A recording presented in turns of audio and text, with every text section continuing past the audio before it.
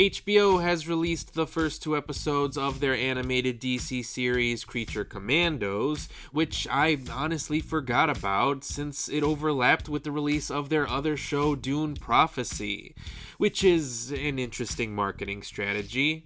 I mean, Creature Commandos was never going to be a hit series like Game of Thrones or anything, but it is technically the official launch of the new DCU, so you would think that Warner Brothers would have wanted to give this show a much bigger push, especially after the success of their last DC series, The Penguin, but maybe they didn't have as much faith in the show as James Gunn seemed to have.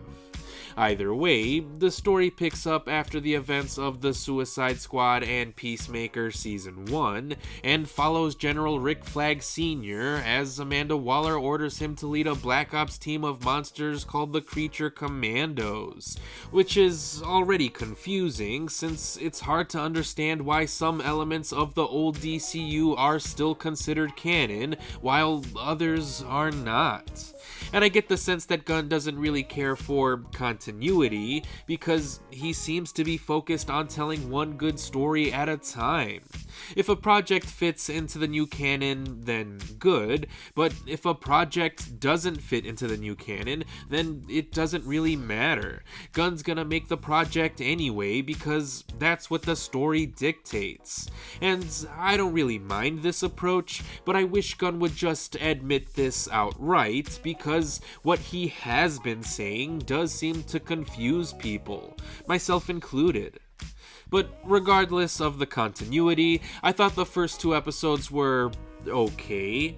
For better or worse, this series is clearly filled with Gunn's unique sensibilities as a storyteller, and while I am a fan of the writer-director in general, I have to admit that his particular style didn't always work for me here.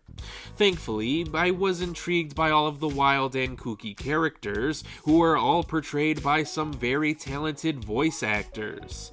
Plus, the animation was pretty good, the action sequences were rather fun, and Gunn's irreverent sense of humor was usually quite funny, so the show did have plenty of good elements working in its favor. I just wasn't blown away by any one of these aspects in particular. But I think that'll change as I spend more time in this world, and with these characters. After all, the Bride of Frankenstein is probably my favorite character of the series so far, but that's only because episode 2 spent a lot of time focusing on her character. So I'll probably become more invested in the series as a whole once the characters get more time to be properly developed. But I can see why other people would already enjoy this show for what it is, since it does feel tonally similar to animated shows like Harley Quinn or even Invincible. And while both of those shows have been well received by fans and critics alike, I should mention that I never really got into either of them.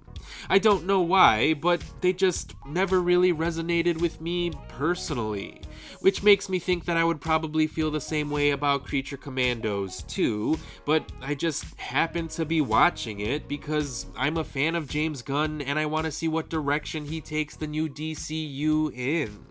So hopefully the new series will be able to win me over and will get better as it goes along. But I guess we'll see how the next episode of Creature Commandos will actually turn out to be once it gets released on Thursday.